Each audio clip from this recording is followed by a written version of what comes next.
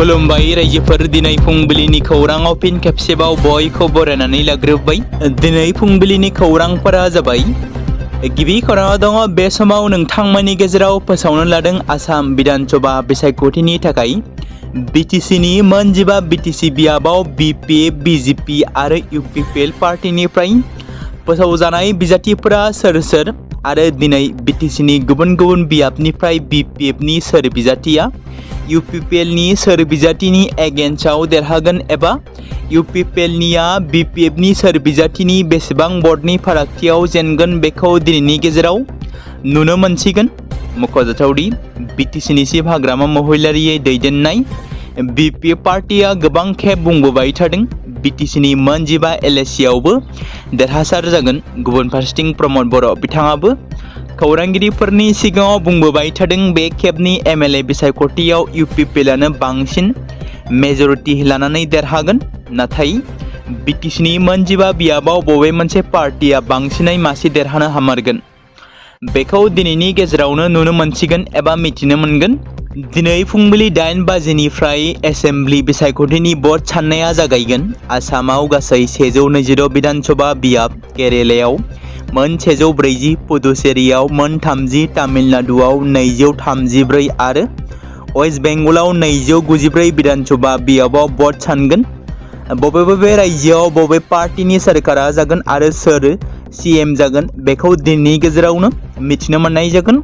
जोंनि बिटिसिनिखौ नायोब्ला जों मिथिगौ बिपिएफ आरो बिजेपिआ एनडिए हिसाबै मोनजिबा एलएसियाव राननानै बिसायख'थिखौ गेलेदों। बिपिएफ पार्टिनिफ्राय मोन 11 आरो बिजेपिनिफ्राय मोन 4 मासि राननानै बिसायख'थिखौ गेलेदों। बेराफारसेथिं इउपिपिएल पार्टिया हारसिङैनो मोनजिबा बिटिसि एलएसियाव गेलेदों। थारैनो बिटिसिआव बबे मोनसे पार्टिया बांसिनै एमएलए मासिखौ मोनमारगोन बेखौ जों दिनैनि गेजेरावनो मिथिनो मोनसिगोन।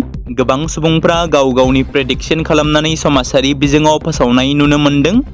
बेबायदिनो बिपिएफआ मोनगोन मोन 12, इउपिपिएलआ मोनगोन मोन 2, बिजेपिआ मोनगोन मोनसे बायदि बायदि प्रेडिक्शन खालामनानै बिसायख'थि साननायनि सिगांनो गावबा गावनि प्रेडिक्शन होनायखौ नुनो मोनदों।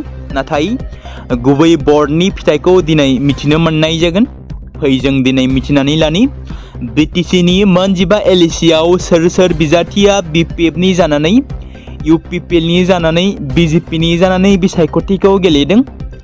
गिबियावनो दङ 1 नं गसाइगाव बियाबाव बिपिएफ पार्टिनिफ्राय सभाराम बसुमतारिया इउपिपिएलनि बिजाथि अनिन्द बसुमतारिनि हेंथायै बिसायख'थिखौ गेलेदों। नोंथांमोना बेनिफ्राय सोर बिजाथिखौ देरहासार जागोन बायदि मोनो कमेन्टनि गेजेरजों फोरमायहर।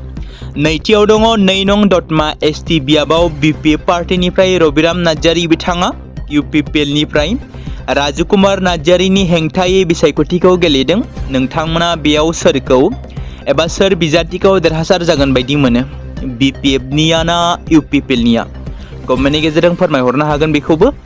3 नं क'क्राझार एसटि बियाबाव बिपिएफनिफ्राय सेवली महिलारी जाय आथिखालनि बिटिसिनि चिफ हाग्रामा महिलारिनि आंगो बिसि बिथांनि हेंथायै इउपिपिएलनि लरेन्स इस्लारिनि हेंथायै बिसायख'थिखौ गेलेदों बिथांजोआ। बेबायदिनो 4 नं बावखुंग्रि बियाबाव बिपिएफनिफ्राय रुपम रयआ इउपिपिएलनि बिजाथि प्रतिभा ब्रह्मनि हेंथायै बिसायख'थिखौ गेलेदों। 5 नं पर्बतजरा बियाबाव बिपिएफनिफ्राय डक्टर रिजल करिमा इउपिपिएलनि आयुब हुसेन मण्डलनि हेंथायै बिसायख'थिखौ गेलेदों। 19 नं सिडली चिरां एसटि बियाबाव बिपिएफ पार्टिनिफ्राय पानिराम ब्रह्मआ इउपिपिएल पार्टिनि रन्जित बसुमतारिनि हेंथायै बिसायख'थिखौ गेलेदों। नोंथांमोना बेयाव सोर बिजाथिखौ देरहागोन बायदि सानो। 41 नं मानास बियाबाव बिपिएफनिफ्राय थानेश्वर बसुमतारिया इउपिपिएलनि बिजाथि फैलाजे बरगयारी एबा जोंस्रां ब्रह्मनि हेंथायै बिसायख'थिखौ गेलेदों। बेबायदिनो 42 नं बाक्सा एसटि बियाबाव बिपिएफ पार्टिनिफ्राय मनेश्वर ब्रह्म फारसेथिं इउपिपिएलनिफ्राय राकेश ब्रह्म बिथाङा गेलेदों। 45 नं बेरगाव बियाबाव महेश्वर बर'आ इउपिपिएलनि बिजाथि नेरसोन बर'नि हेंथायै बिसायख'थिखौ गेलेदों। 46 नं अदालगुरि एसटि बियाबाव बिपिएफ पार्टिनिफ्राय रिहन दैमारी आरो इउपिपिएलनिफ्राय दिपेन बर' बिथाङा बिसायख'थिखौ गेलेदों। 47 नं मासबाद बियाबाव बिपिएफ पार्टिनिफ्राय सरन बर' फारसेथिं इउपिपिएलनिफ्राय रबिन्द्र बसुमतारिया बिसायख'थिखौ गेलेदों। 43 नं तामुलपुर एसटी बियाबाव UPPL पार्टीनिफ्राय प्रमद बर' आरो प्रमद बर'नि हेंथा BJPनि बिजाथि बिस्वजित दैमारिया बिसायख'थिखौ गेलेदों। 20 नं बिजनी बियाबाव UPPL पार्टीनिफ्राय कमल सिंह नार्जारिया BJPनि प्राय केन्डिडेट मोननो हानाय अरूप कुमार देनि हेंथायै बिसायख'थिखौ गेलेदों। 44 नं गरेश्वर बियाबाव UPPL पार्टीनिफ्राय पवित्र बर' बिथाङा BJPनि हेंथायै बिसायख'थिखौ गेलेदों। भिक्टर दासनि हेंथा। जोबथारनायाव 48 नं टंला बियाबाव UPPLनिफ्राय जयन्त राभाया BJPनि हेंथा बिकन चन्द्र डेकानि हेंथायै बिसायख'थिखौ गेलेदों। बेनि अनगायैबो गोबांथार उदां बिजाथिफोराबो बिसायख'थिखौ गेलेदों, नाथाय गुबैयै BPF आरो UPPLनि गेजेराव नारा नाथा जुजिलायनाया जागोन। रायजो राजा नोंथांमोना BTCनि बबे बियाबाव बबे मोनसे पार्टीनि बिजाथिया देरहासार जागोन कमेन्टनि गेजेरजों फोरमायहरनो हागोन आरो बेसेबां मेजरिटि लानानै BPFआ बेसेबां मेजरिटि मोनगोन, UPPLआ बेसेबां सीट मोनगोन एबा मेजरिटि मोनगोन नोंथांमोना कमेन्टनि गेजेरजों फोरमायहर आरो आसामाव सोरनि सोरखार फैनायनि आसा दं बेखौबो कमेन्टनि गेजेरजों फोरमायहरनो हागोन। गावनि बिमा हादोरखौ इन्डियान आर्मियाव थानानै 24 बोसोर सिबिनानै आजिरा मोनबाय तामुलपुर जिल्लानि जिउ सोरां बसुमतारिया बिमा हादोरखौ सुथुरनि आखाइनिफ्राय रैखाथि होनाय आरो हादोरनि थाखाय इन्डियान आर्मी 235 इन्जिनियारिं रेजिमेन्टआव 24 बोसोर खामानि मावनानै गावनि आंगो न' फारसे फैफिनबाय एबा सफैफिनबाय। तामुलपुर जिल्ला फाख्रिबारि गामिनि जिउ सोरां बसुमतारिया मख'नो गोनांदि थांनाय 2002 मायथाइ समनिफ्रायनो इन्डियान आर्मियाव हाबनानै 24 बोसोर बिमा हादोर थामहिनबा भारत हादोरखौ सिबिबोदोंमोन जिउ सोरां बसुमतारिया हादोरनि थाखाय फायखि जानानै गोख्रों खामानि मावनायनि उनाव थांनाय सानखालि मैया मोजाङै मोजां न' फारसे सफैफिननायखौ लानानै रंजा खुसियै फाख्रिबारि गामिनि रायजो राजाफोरा खाम जथा सिफुं लानानै गाजा गोमजायै बरायो। गावनि आंगो बिसि दीपिका बसुमतारी, सानै आंगो फिसाजो आरो गामि आफादनि रायजो राजाफोर आरो लाइमोनफोरा ओंखारबोनानै आर'नाइ फालि होनानै खुलुमनाय आरो मान बावनायजों बरायो। मख'नाया गोनांदि भारतीय रौनिया हान्जानि हाबिलदार जिउ सोरां बसुमतारिया जम्मु काश्मीराव थानानै सुथुरनि आखाइनिफ्राय बिमा हादोरखौ रैखाथि होनायाव गोबां बिहोमा होबोदों। बिथाङा सुथुरनि हेंथायै अपारेशन समाव गोबां खेब बाहागो लादोंमोन। खौरांगिरिफोरनि सिगाङाव बिथाङा ओरैबायदि बुंथियो दि फौजिफोरनि डिउटिया जोबोद गोब्राब आरो खस्थ'। जों साधारन सुबुंफोरा बेखौ मिथिनो मोना। रायजो राजाफोरा आर्मिफोरखौ अरायबो मदद आरो मान होनो नांगौ। आर्मिफोरा हादोरनि थाखाय गावनि नखर, बिसि आरो गथ' गथायफोरनि गोजानाव थानानै बिमा हादोरखौ सिबिनो गोनां जायो होननानै गोनांथार बाथ्राफोरखौ फोरमायथियो जिउ सोरां बसुमतारिया। लोगोसेनो फाख्रिबारि गामिनि रायजो राजाफोरा आजिरा लानानै फैनाय समाव गावखौ गाजा गोमजायै बरायनाय आरो मान बावनायखौ गोजोननायजों साबायखर बावो। लोगोसेनो फैबाय थानाय समाव गावनि आंगो बिसि फिसाजोफोरखौ लाफानानै रायजो राजाफोरजों लोगोसेनो मोजाङै संसार जालांनायनि बाथ्राखौ फोरमायथियो 235 इन्जिनियारिं रेजिमेन्टनि हाबिलदार जिउ सोरां बसुमतारिया। तामुलपुर जिल्लानि आंगारकाटा लक्ष्मीनारायणपुराव आसाम बाङालि लाइमोन फरायसा फेडारेशननि कुमारिकाटा आन्चलिक कमिटिनि बानजायनायाव मोनसे सोलोंथाइखौ लानानै सावरायनायजों लोगोसेनो बे बोसोराव मेट्रिक आनजादाव सेथि मासि आवग्रिनो हानाय सा 120 उथ्रिसारनाय फरायसाफोरखौ बरायनाय आरो मान बावनाय हाबाफारि लानाय जादों। बे सोलोंथाइनि सावरायनाय हाबाफारियाव रङिया फोरोंगिरि फोरोंथाइ फरायसालिमानि बारग' प्रिन्सिपाल डक्टर पार्थ फुकन महन्तआ फरायसाफोरनि इयुन दानायनि सायाव गुवारै बिबुंथि लाखियो। बेजों लोगोसेनो गाहाय आलासि महरै BTCनि बारग' गाहाय मावफुं सोद्रोमा एबा आथिखालनि रायजो सभानि MP प्रमद बर', तामुलपुर बियाबनि MLA जलेन दैमारि, आसाम बाङालि फेडारेशननि मावफुं आफादगिरि बिजय चन्द्र बिथांमोनाबो बाहागो लादोंमोन। फरायसा फरायसुलिफोरा समाजनि गेजेराव सोमजिनाय गेना खान्थि आरो अगेन हुदाफोरखौ नागारनानै हारि आरो हादोर जौगाथायनि थाखाय खामानि मावलांनो बोसोन होयो। लोगोसेनो आथिखालनि AI थामहिनबा आर्टिफिशियेल इन्टेलिजेन्स समाव फरायनायजों लोगोसे कम्पिउटार सोलोंनायनि फारसेबो गोख्रों जानांगौ होननानै बेसेन गोसा बिबुंथि लाखियो रायजो सभानि MP प्रमद बर'आ। भारतनि मोनबा रायजोनि बिसायख'थि रिजाल्टखौ फोसावनाय जासिगोन। मोनबा रायजो फारियै आसाम, केरेला, पुडुचेरी, तामिलनाडु, वेस्ट बेंगलनि बर्डनि फिथाइखौ 4 मे खालाराव फोसावनाय जासिगोन। बेबायदिनो आसाम बिधान सभा बिसायख'थिनि रिजाल्टखौबो फोसावनाय जागोन। गासै मोन 126 बिधान सभा बिसायख'थिनि रिजाल्टखौ लानानै माखासे गोख्रों आयेन फोसावदों। बेफोर गोख्रों आयेनखौ मानिनानै सोलियाब्ला जानो हागौ नोंथांमोनाबो गोजा न'नि आलासि। बेफोरो जादों फारियै नेम सिफायोब्ला BNSSनि 223 धारानि सिङाव साजा होनाय जागोन। भट साननाय मिरु खाथियाव बमा पटका गावनो मोननाय नङा। रावबो रेली एबा हानजा सुरनो हानाय नङा। रंजानायनि मुङाव ज' जानायखौ होबथानाय जादों। बिजाथिनि मददाव स्ल'गान होनाया बन्द थागोन। रैखाथि आरो सुबुं सान्थि लाखिनायाव हेंथा होनो मोननाय नङा। नेमखान्थि सिफायोब्ला जिल्ला बेंगिरिया थाबैनो राहा लागोन। बे नेमखान्थिया भट साननाय मिरुनिफ्राय 100 आरो 200 मिटारनि गेजेराव बाहायजागोन। क'क्राझार गभर्नमेन्ट HSN-MP फरायसालिनि EVM दोननाय स्ट्रं रुमाव 3 CCTVनि टेकनिशियाननि मुं लानानै उनथिंनि दरखंथिं हाबनो नागिरनायावनो 3 सोद्रोमाखौ हमदों। मिथिनो मोननाय बायदिब्ला मैया मोनाबिलि समाव CCTV टेकनिशियान महरै सिनायथि होना 3 सुबुङा स्ट्रं रुमाव उननि दरजाजों हाबनो नागिरनाय समाव एरेस्ट खालामजायो। जेराव क'क्राझार सोरखारि HS आरो MP फरायसालियाव गायसनजानाय भट सानग्रा मिरुआव बे जाथाया भट साननायनि सिगांनो EVM दोनथुमनाय खथायाव हाबनो नागिरनाय जाथाया सोराङाव फैदों। जायनि जाहोनाव मावख'गिरि आरो रैखाथि हान्जाफोरनि गेजेराव लोगो लोगो सांग्रांथि होनानै बिबानगिरिफ्रा लोब्बा थानाय सुबुंफोरनि सिनायथि फोरमान खालामनानै नंखाय टेकनिशियानफोरा हमजायो। बे जाथायखौ लानानै जाथायथिलियाव दुंहाव थासारि सोमजिदों आरो दोलोनि मावथिफोरा स्ट्रं रुमनि रैखाथि बेबस्थाखौ लानानै जिंगा सिदों। मावख'गिरिफ्रा थासारिखौ बिजिरनो थाखाय गोख्रैनो खामानिखौ मावदों। आरोबाव दासान्दि जाथायनि सायाव नायबिजिरनाया सोलिगासिनो दं होनना मिथिनो मोन्दों। काछाराव 2.52 कोटी रांनि फेग्रा मुवा जब्द खालामनो हानायजों लोगोसे 2 सुबुंखौ एरेस्ट खालामदों। मख'जाथाव दि फेग्रा मुवा फालांगिनि सायाव मोनसे गेदेर अपारेशन खालामनानै रैखाथि हान्जाफोरा काछार जिल्लानि पाइलापुलनि सरासनस्रा ओनसोलाव गोबां बिबांनि फेग्रा मुवा जब्द खालामनो हादों।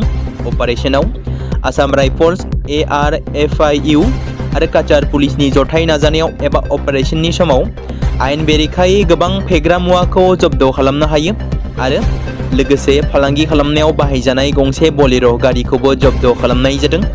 मावख'गिरिफ्रा फोरमायनाय बादिब्ला गारिनिफ्राय 2.4 कोटी रांसो बेसेननि 1.64 किल'ग्राम मर्फिन आरो 12 लाख रांसो जानाय बेसेननि 20 ग्राम हेर'इन बोखांनो हादों। अपारेशननि समाव 2 सुबुंखौ हमनो हायो। हमजानाय सुबुंफोरखौ कलासिबनि थागिरि डेभिड हमार, जाय 27 बोसोर बैसोनि, आरो रलामार हमार, 32 बोसोर बैसोनि होनना सिनायथि होनाय जादों। दायनिगिरिफोरजों लोगोसे जब्द खालामनाय फेग्रा मुवाफोरखौ आरोबाव नायबिजिरनो थाखाय काछार पुलिसनि आखायाव गथायनाय जादों होनना मिथिनो मोन्दों।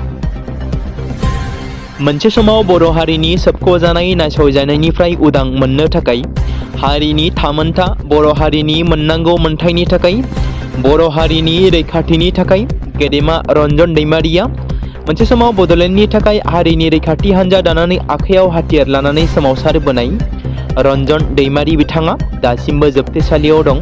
बिथांजों लोगोसे माखासे बारग' NDBफोरा दासिमबो CBI केसजों एक्टिभ जानानै थानायनि जाहोनाव जोबथेसालियावनो दं। गुबै बाथ्राया बेसोदि गेदेमा रन्जन दैमारिया माब्ला जेलनिफ्राय माब्लानि समाव उदां अख्राङाव फैनो हागोन। गेदेमा बिथांखौ जोंनि गोजौ थाखोनि दैदेनगिरिफ्रा, राजखान्थिगिरिफ्रा सोरखारनि खाथियाव मानो थोंजोङै एबा गेदेमा बिथांनि थाखाय बाथ्रा बुङा? मानो अपेनलि सोरखारनि सायाव गारां दिखाङा? बेफोर सोंथिया फैदों। बर' रायजो राजाफोरनि गेजेराव माब्ला बिथांनि CBI केसआ बोखारजागोन? माब्ला बिथाङा जोंनि गेजेराव, बर' हारिनि गेजेराव उदां जानानै फैनो खाबु मोनगोन? बेफोर सोंथिया जानो हागौ बयनिबो गोसोआव फैयो। थांनाय माखासे दान सिगाङाव गेदेमा रन्जन दैमारिनि जानो गोनां मोननैसो हियारिंआ आबुं महर मोनफुङाखै, जेराव सम आरो खाबुनि थाखाय गले गले सुप्रिम कर्टआ रन्जन दैमारिनि हियारिंखौ आद्रा दोनो। थारैनो माब्ला मोगथां महर मोनमारगोन गेदेमा बिथांनि बेल हियारिंआ? आसा खालामो इसोरनि अननाय आरो रायजो राजाफोरनि आसाजों थाबैनो जोबथेसालिनिफ्राय उदां अख्राङाव थाबैनो फैनो हायो। जेन बिथांनि जानो गोनां हियारिंआ थाबैनो मोगथां महर मोनफुङो, बेखौनो आसा खालामबाय।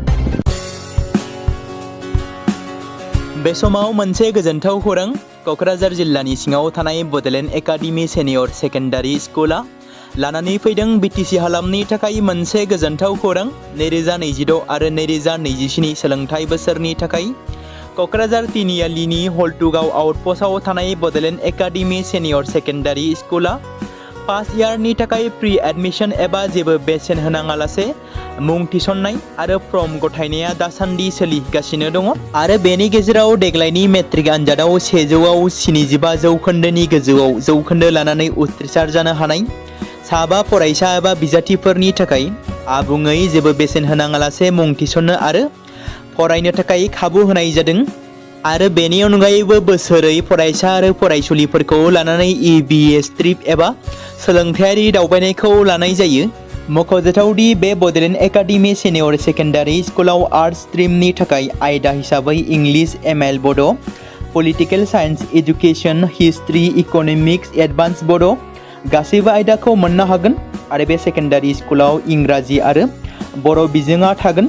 मोजां सोलोंथाइ लानायनि अनगायैबो बड'लेण्ड एकाडेमि सेनियर सेकेन्डारि स्कुलाव उफ्रा सोलोंथाइ हिसाबै एनभायरनमेन्ट फिल्ड स्टाडि बायदिखौ लानानै सोलोंथाइ लानो हागोन। बेनि अनगायैबो बे फरायसालियाव हौवासा आरो हिन्जावसाफोरनि थाखाय आलादा आलादायै हस्टेलनि खाबुफोर होनाय जादों।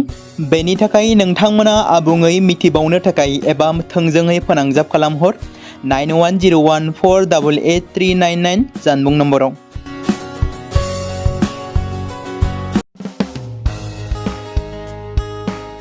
बे समाव मोनसे गोनां फोसावथाय बर' सावथुन नायनानै मोजां मोनग्रा गासै बर' रायजो राजाफोरनि गेजेराव लानानै फैदों मोनसे बर'नि OTT प्लेटफर्म गोनां जाय प्लेटफर्मनि गेजेरजों नोंथांमोना बर'नि गोदान गोजाम सावथुनफोरखौ नुनो मोनगोन। थांनाय माखासे बोसोर सिगां बर'नि गेजेराव लानानै फैनाय निउबो एप बायदिनो फिन आरोबाव लानानै फैदों बर' रायजो राजाफोरनि थाखाय। बे बाथ्राखौ मख'नाया गोनांदि 2025 मायथाइनि जानुवारि दानाव ओंखारनाय आंगो स्ट्रिम मुंनि मोनसे OTT प्लेटफर्म गोनां निउबो एपनि गेजेरजों नोंथांमोना गोबांथार बर'नि सावथुनफोर जेरै ट्रेजेडि, रमान्टिक, एक्शन आरो कमेडिजों बुंफबनाय सावथुनफोरखौ नुनो मोनगोन। जेरै सनानि नखर, थांखि गैयै समाज, अनसुला आफा, हिर', बिमा बायदि बाजै, अर, थैसाम, वान्टेड, संदान आरो रं नाम्बार बायदि सावथुनफोरा मख'जाथाव।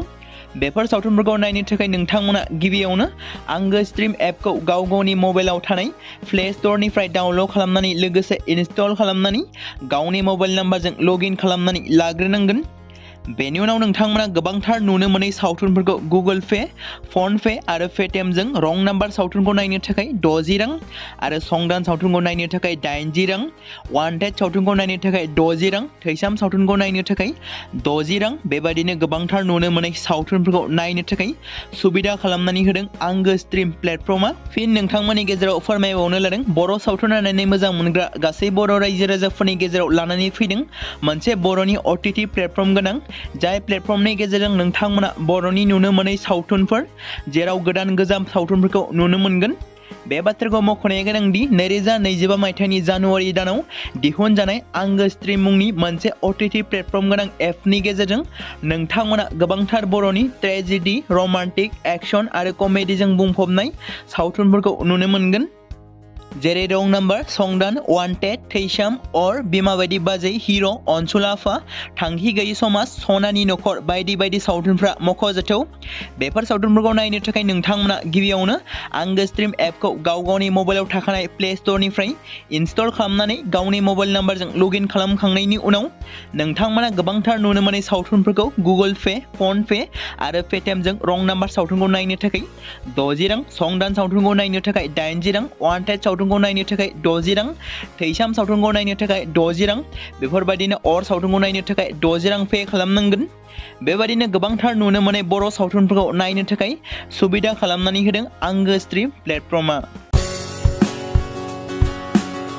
बे समाव मोनसे गोजोनथाव खौरां क'क्राझार जिल्लानि सिङाव थानाय बड'लेण्ड एकाडेमि सेनियर सेकेन्डारि स्कुला लानानै फैदों बिटिसि हालामनि थाखाय मोनसे गोजोनथाव खौरां 2026 आरो 2027 सोलोंथाइ बोसोरनि थाखाय क'क्राझार तिनिआलिनि हल्टुगाव आउटपस्टआव थानाय बड'लेण्ड एकाडेमि सेनियर सेकेन्डारि स्कुला फार्स्ट इयारनि थाखाय प्रि एडमिशन एबा जेबो बेसेन होनाङालासे मुं थिसननाय आरो फर्म गथायनाया दासान्दि सोलिगासिनो दङ आरो बेनि गेजेराव देग्लायनि मेट्रिक आनजादाव 100आव 75 जौखोन्दोनि गोजौआव जौखोन्दो लानानै उथ्रिसार जानो हानाय साबा फरायसा एबा बिजाथिफोरनि थाखाय आबुङै जेबो बेसेन होनाङालासे मुं थिसननो आरो फरायनो थाखाय खाबु होनाय जादों आरो बेनि अनगायैबो बोसोरै फरायसा आरो फरायसुलिफोरखौ लानानै EBS ट्रिप एबा सोलोंथायारि दावबायनायखौ लानाय जायो। मख'जाथावदि बे बड'लेण्ड एकाडेमि सिनियर सेकेन्डारि स्कुलाव आर्ट्स स्ट्रिमनि थाखाय आयदा हिसाबै इंलिश ML बड', political science education, history, economics, advance बड' गासैबो आयदाखौ मोननो हागोन आरो बे सेकेन्डारि स्कुलाव इंराजि आरो बर' बिजोङा थागोन। मोजां सोलोंथाइ लानायनि अनगायैबो बड'लेण्ड एकाडेमि सिनियर सेकेन्डारि स्कुलाव उफ्रा सोलोंथाइ हिसाबै एनभायरनमेन्ट फिल्ड स्टाडि बायदिखौ लानानै सोलोंथाइ लानो हागोन। बेनि अनगायैबो बे फरायसालियाव हौवासा आरो हिन्जावसाफोरनि थाखाय आलादा आलादायै हस्टेलनि खाबुफोर होनाय जादों। बेनि थाखाय नोंथांमोना आबुङै मिथिबावनो थाखाय एबा थोंजोङै फोनांजाब खालामहर 9101488399 जानबुं नम्बराव।